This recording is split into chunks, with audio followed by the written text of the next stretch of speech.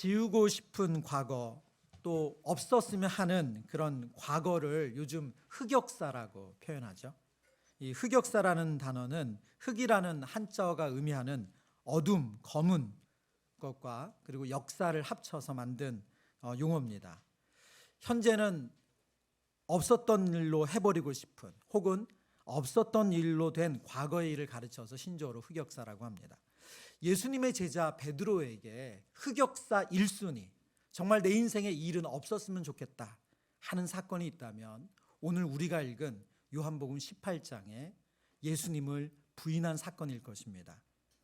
베드로가 예수님을 모른다고 부인하는 장면이 읽는 저희들에게도 아주 충격적인 이유는 베드로가 지금까지 예수님께 보여줬던 태도와 아주 상반되기 때문에 그렇습니다. 요한복음 13장 37절에 예수님과 제자들의 마지막 만찬 자리에서 베드로가 이야기했던 내용인데요. 요한복음 13장 37절 말씀, 베드로가 이르되 주여 내가 지금은 어찌하여 따라갈 수 없나이까? 주를 위하여 내 목숨을 버리겠나이다. 예수님께서 제자들에게 너희가 나를 따라올 수 없다 말하자마자 베드로가 나서서 왜 주님을 못 따릅니까? 어디든 따라갈 겁니다. 무슨 일이 있더라도, 심지어 제 목숨을 잃는 한이 있어도 주님 버린 일 없습니다. 저 끝까지 따라갈 겁니다. 확신에 차서 이야기를 했습니다. 그런데 오늘 본문을 보면 베드로는 이런 주님을 향한 확신에 찬 태도, 그 태도를 전혀 찾아볼 수가 없습니다. 어린 시절에 부모님께 가장 많이 한 약속이 있어요. 그게 뭐냐면 다시는 안 그럴게요. 동생과 싸우거나 그리고 잘못한 행동을 하고 나면 부모님 앞에서 정말 닭똥 같은 눈물을 흘리면서 다시는 안 그럴게요. 얼마나 많이 다시는 안 그런다고 약속했는지 모릅니다. 그러나 그 약속한 지 불과 몇 시간 지나지 않아서 또 싸우죠. 그래서 또 울면서 다시는 안 그럴게요. 똑같은 일을 반복해서 앵무새처럼 다시는 안 그럴게요. 어른이 되면 이런 일이 없을 줄 알았어요.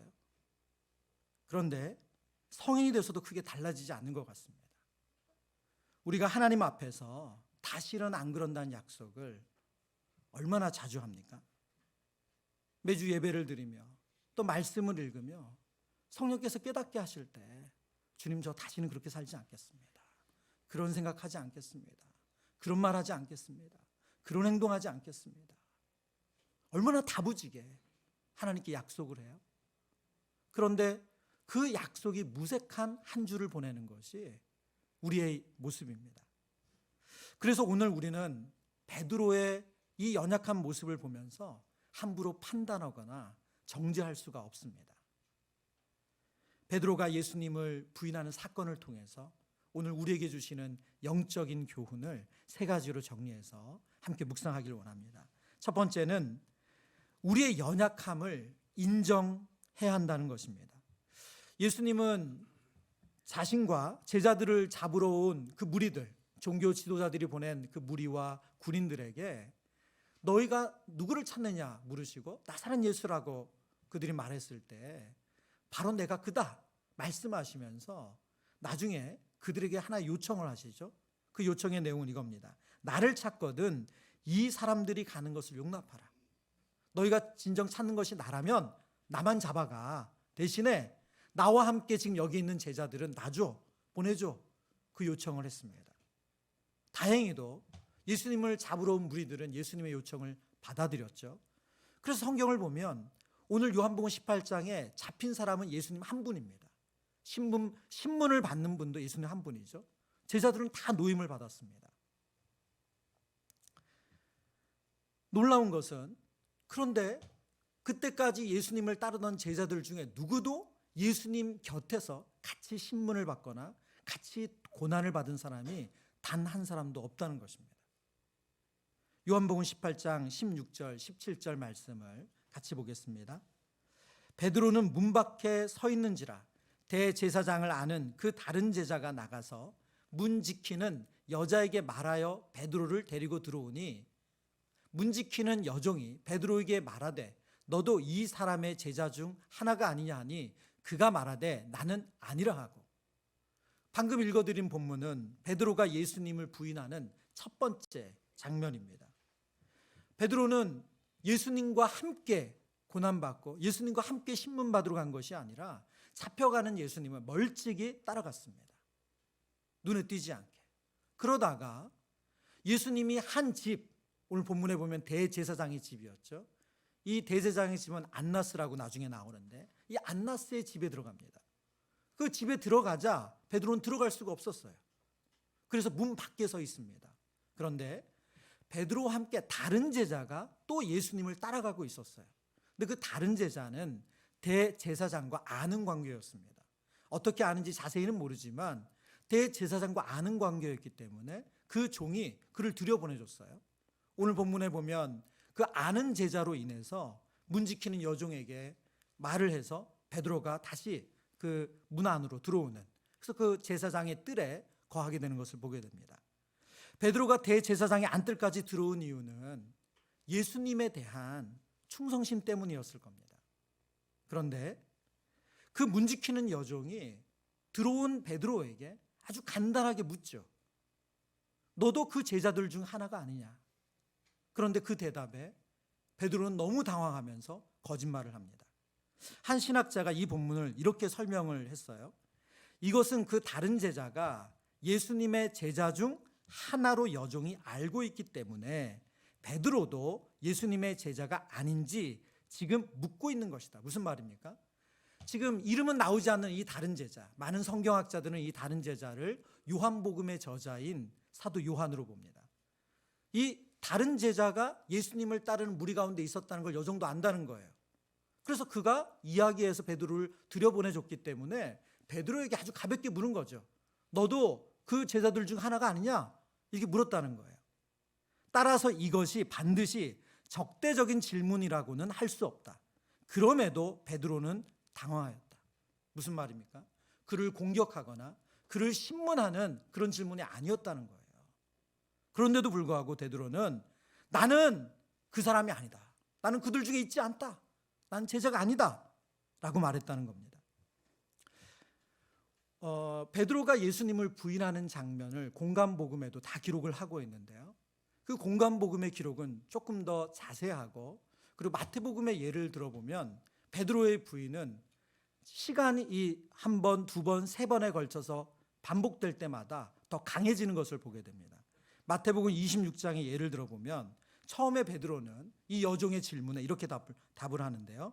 나는 내가 무슨 말을 하는지 알지 못하겠노라. 나는 내가 무슨 말을 하는지 알지 못하겠다. 청문회 때 잘하는 거죠. 잘 모르겠는데요 하는 거죠. 들은 바 없습니다 하는 거죠. 근데 두 번째는 베드로가 뭐라고 말하냐면 맹세를 해요. 베드로가 맹세하고 또 부인하여 이르되 나는 그 사람을 알지 못하노라. 조금 더 강하게 부인하는 거죠. 맹세를 해요. 세 번째 묻자 베드로가 이번에는 저주를 합니다. 그가 저주하며 맹세하여 이르되 나는 그 사람을 알지 못하노라. 이 본문의 저주하다라는 의미는 어떤 뜻이냐면 내가 그 제자 중에 한 사람이면 내 손에 장을 지진다. 이런 의미를 가지고 있어요. 불과 얼마 전까지 예수님이 가시는 곳이면 어디든지 간다고 확신에 차서 자신의 목숨까지도 내놓겠다는 베드로가 이제는 예수님을 저주하고 맹세하며 부인하는 그런 사람으로 바뀌었습니다. 여러분, 성경은 왜 이 모습을 우리에게 알려주고 있을까요? 오늘 성경은 우리에게 베드로의 모습 속에서 한없이 연약한 인간의 그 실체를 보여주고 있습니다. 예수님은 이런 인간의 연약함, 너무나도 쉽게 무너지는 인간의 연약함을 알고 계셨어요. 그래서 예수님은 잡히시기 전에 제자들을 위해서 먼저 기도하셨고 미리 경고해 주셨습니다. 누가복음 22장 31절과 32절의 말씀을 우리 같이 읽어보겠습니다. 시몬아 시몬아 보라 사탄이 너를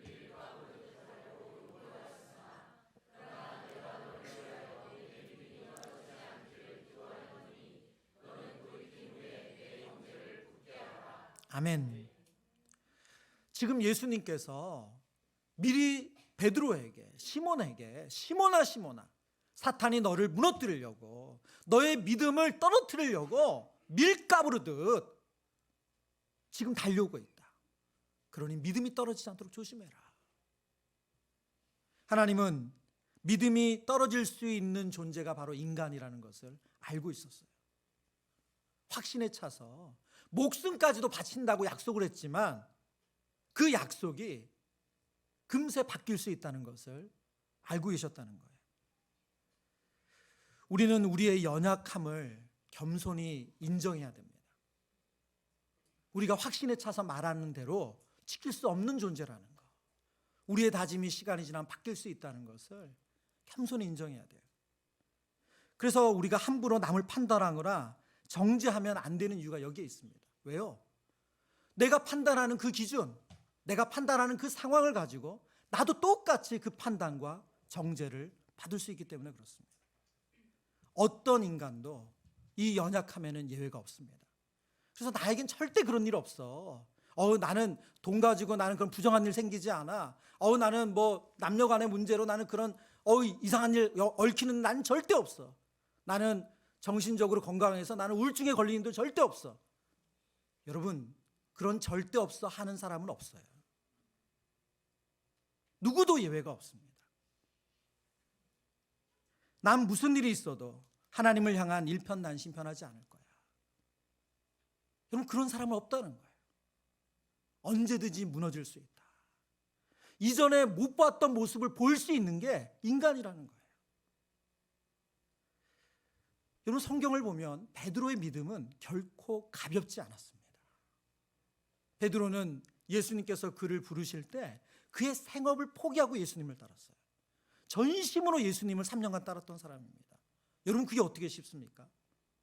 뿐만 아니라 베드로는 예수님을 향한 얼마나 순수한 믿음이 있었냐면, 예수님이 바다 위를 걸어오실 때, 예수님이 오라고 바다로 오라고 하실 때 그는 정말 믿음으로 발을 내디뎌서 물 위를 걸은 사람이에요.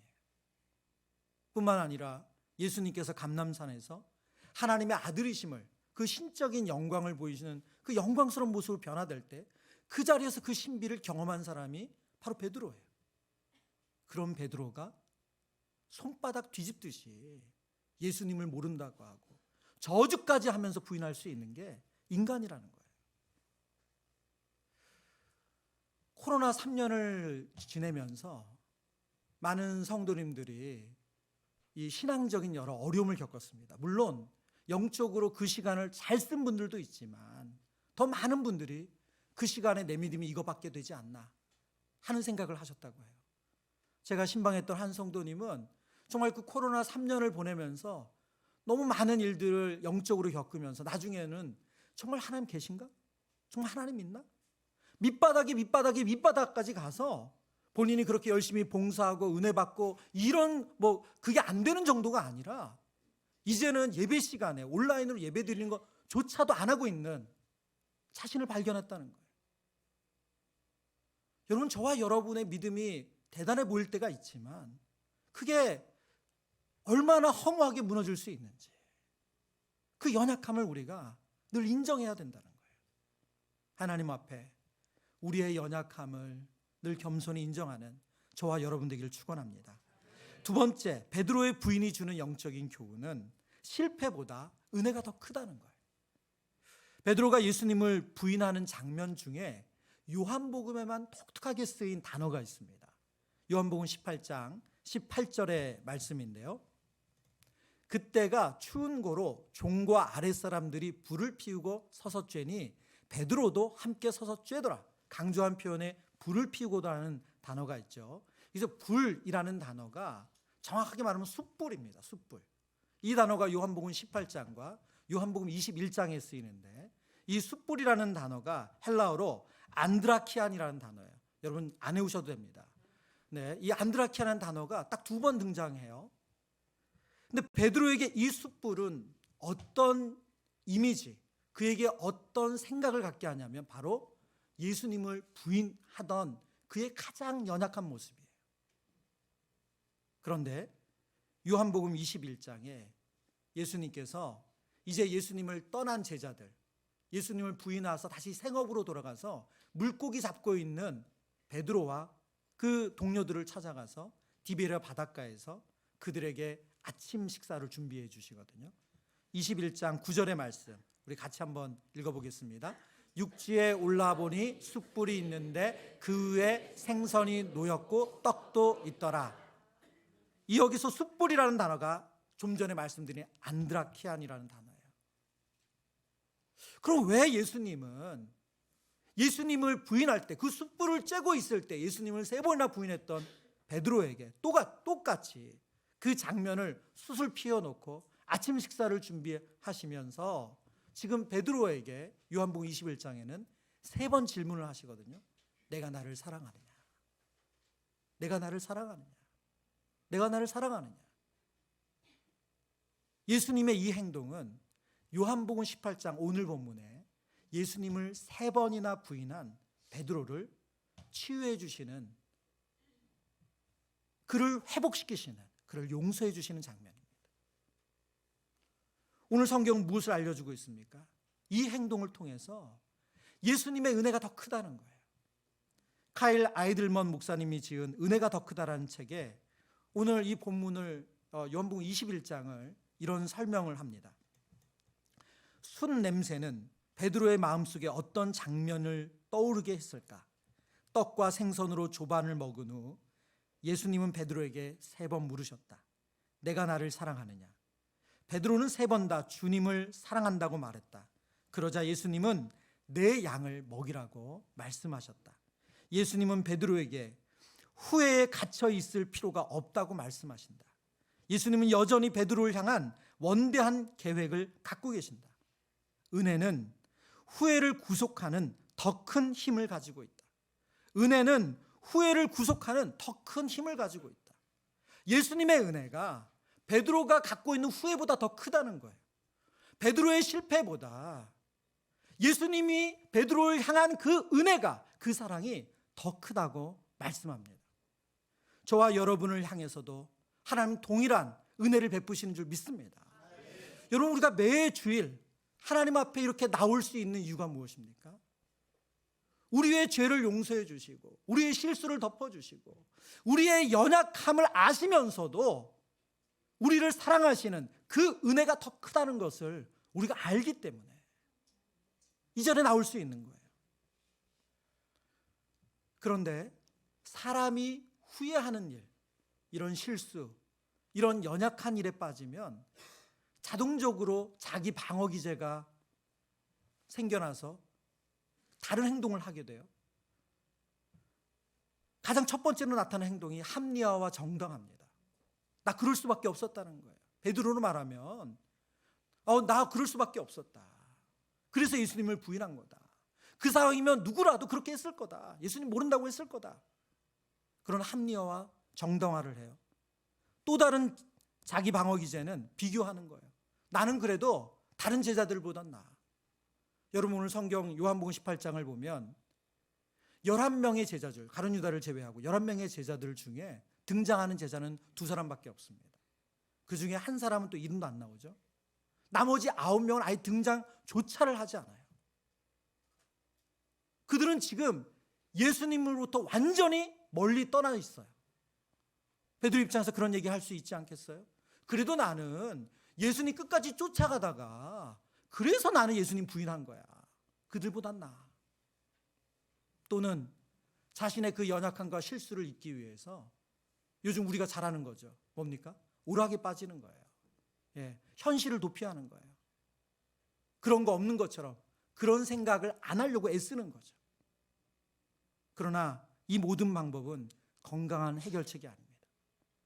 저와 여러분의 연약함이 드러나고 그 실수가 드러났을 때 하나님께서 우리에게 주신 해결책은 무엇입니까? 요한복음 1장 9절의 말씀, 우리 다 같이 소리내서 읽어보겠습니다. 요한복음 1장 9절. 만일 우리가 우리 죄를 자백하면 그는 미쁘시고 의로우사 우리 죄를 사하시며. 아멘. 여러분, 한 주간 이 말씀을 암송하셨으면 좋겠어요. 만일 우리가 우리 죄를 자백하면 그는 미쁘시고 의로우사 우리 죄를 사하시며 우리를 모든 불의에서 깨끗하게 하실 것이요. 여러분, 우리가 우리의 연약함을 가지고 하나님 앞에 나아갈 수 있는 이유는 무엇입니까? 하나님의 은혜가 더 크기 때문에, 하나님의 용서가 더 크기 때문 아닙니까? 하나님의 사랑이 크기 때문이에요. 그래서 하나님께 나아가 우리 죄를 고백하는 것입니다.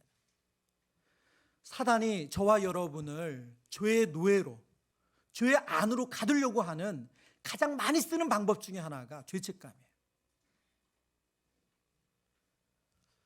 신방을 할 때면 자녀들을 키우면서 그 자녀에게 했던 행동 때문에 그 마음의 그 죄책감에 벗어나지 못하는 부모님들을 만날 때가 있습니다. 목사님, 제가 그때 너무 미숙해가지고 우리 아이에게 이렇게 했어요, 저렇게 했어요. 그래서 지금 아이가 이런가 봐요. 여러분, 사단은 우리 안에 있는 그 죄책감을 가지고 우리를 조종하는데 선수예요. 성경은 뭐라고 말씀하시죠?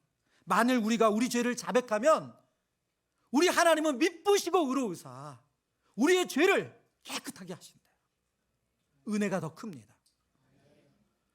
저와 여러분이 이 확신을 가지고 살 때 우리는 하나님의 자녀답게, 거룩한 백성답게 살아갈 수 있는 줄 믿습니다. 세 번째, 베드로의 부인이 주는 영적인 교훈은 예수님은 십자가로 나아가는 것을 멈추지 않으신다는 거예요. 요한복음 13장 38절에 예수님께서 베드로에게 이렇게 말씀하시죠. 예수께서 대답하시되 내가 나를 위하여 내 목숨을 버리겠느냐? 내가 진실로 진실로 내게 이르노니 닭 울기 전에 내가 3번 나를 부인하리라. 예수님은 베드로가 부인할 것을 미리 아셨고 경고하셨어요. 그리고 그 일이 일어났습니다. 예고했음에도 불구하고 베드로는 예수님을 3번이나 아주 강하게 부인했어요. 그러면 예수님은 어떠셨는가? 여러분, 예수님은 변함이 없으세요. 예수님은 하나님께서 계획하신 대로 그 백성을 사랑하셔서 십자가에 순종하는 것, 십자가에 달리시는 그 길을 멈추지 않고 그 길을 걸으세요. 모든 제자들이 예수님의 곁을 떠나고 수제자 베드로는 예수님을 저주하기까지 부인하는데 예수님은 하나님께서 예수님께 맡기신 그 순종의 걸음, 그 십자가로 가는 길을 멈추질 않으세요. 노진준 목사님의 책에서 베드로가 예수님을 부인한 사건을 기록한 목적을 이렇게 설명하세요. 어리석음과 연약함으로 점철된 이런 혼란스러운 현실 가운데 주님은 십자가의 길을 가시고 우리를 구원하기 위한 하나님의 뜻을 이루셨다는 것이 본 사건의 핵심입니다. 이 사건의 핵심이 뭐라고요? 베드로처럼 부인하지 않을 거야, 그걸 알려주시기 위한 것이 아니라 그런 상황 가운데서 예수님은 여전히 순종의 길, 그 십자가의 길을 가셔서 구원을 이루고 계시다는 거예요. 베드로처럼 부인하면 안 된다는 말이 아니라 베드로는 부인했지만 주님은 그를 사랑하셔서 그를 위해서도 십자가의 길을 가셨다는 것이 더 중요합니다. 오늘 성경이 모든 복음서에서 왜 베드로가 3번이나 예수님을 부인한 사건을 기록하는가? 그것은 베드로가 부인했다는 걸 세상에 만방에 알리기 위한 것이 아니래요. 베드로의 부인에도 불구하고 예수님은 그를 사랑하셔서, 그 제자들을 사랑하셔서 그들을 구원하기 위해 십자가의 길을 멈추지 않고 가셨다는 거예요. 제가 어제 말씀을 묵상하고 정리하다가 정말 놀랍게도 너무 다른 대목 하나에서 너무 가슴이 뭉클했어요. 요한복음 18장 19절에서 20절에 나오는 내용인데요. 예수님께서 이 대제사장 안나스의 집에 들어서 그러니까 신문을 받는 장면이에요. 요한복음은 다른 공간복음서와 달리 베드로가 예수님을 부인한 사건을 연달아서 기록하지 않고 베드로의 첫 번째 부인, 그리고 예수님이 신문 받으시는 장면, 베드로의 두 번째, 세 번째 부인, 그리고 예수님이 또 신문 받으시는 장면을 교차로 기록하고 있어요. 그런데 바로 그 대목 중에 하나입니다.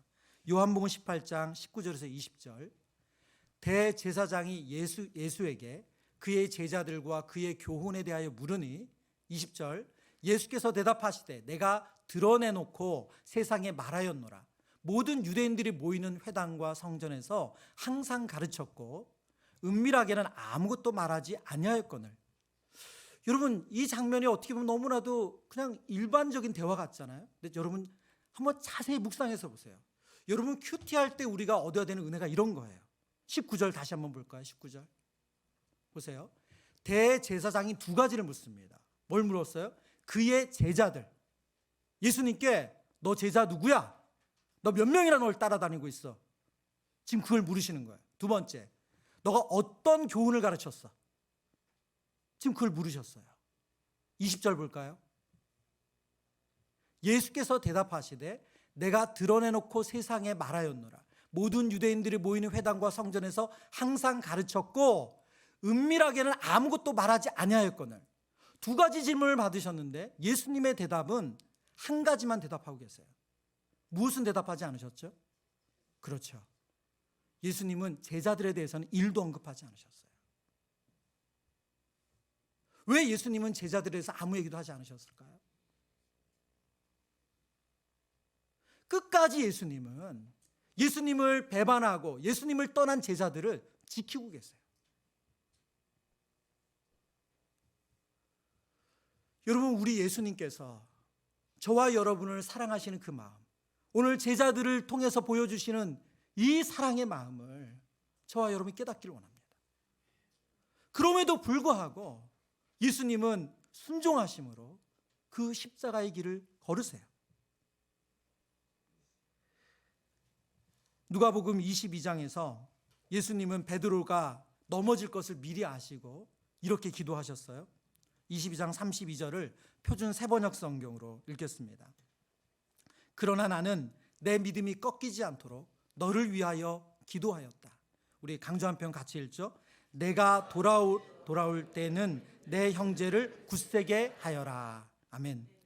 내가 다시 돌아올 때에는 내 형제를 굳세게 하여라. 이것은 예수님께서 베드로를 향한 기도였고 제자들을 향한 기도였고, 그리고 이 기도는 어떻게 됐습니까? 응답받았어요. 베드로는 다시 돌아왔어요. 베드로는 예수님이 그를 용서해 주시자 다시 돌아왔어요. 그리고 그의 제자들을 굳세게 하는 예수님의 동역자가 되었습니다. 예수님은 하나님께서 예수님께 맡기신 그 구원의 길, 그 십자가의 길을 어떤 상황에서도 멈추지 않고 이루어 가셨어요. 말씀을 묵상하면서 베드로의 걸음과 이 예수님의 걸음이 본문에 계속 교차돼서 대조됩니다. 베드로는 가벼워요. 그의 말도 행동도 가볍습니다. 예수님의 행동은 무겁습니다. 말씀 하나하나는 멀리 내다보시고 깊게 보시고 그리고 말씀하신 것을 바꾸질 않으세요. 히브리서 13장 8절 말씀, 우리가 설 명절에 들었던 말씀이죠. 예수 그리스도는 어제나 오늘이나 영원토록 동일하시니라. 예수 그리스도는 어제나 오늘이나 영원토록 동일하시니라. 여러분, 이 말씀이 얼마나 깊은 사랑을, 얼마나 크신 사랑을 보여주는 말씀입니까? 그 사랑으로 지금도 우리 주님은 우리를 대하시는 줄 믿습니다. 여러분, 오늘날 우리는 영적으로 참 힘들고 버거운 삶을 살아가고 있습니다. 특별히 오늘날 청년들을 보면 정말 그래요. 그들은 어디 가서 예수 믿는다는 것 자신 있게 말하지 못하고, 특별히 회사나 학교에서 식기도 하는 일조차도 어려운 일이 돼버렸어요. 식사기도도 하지 않는다는 거예요.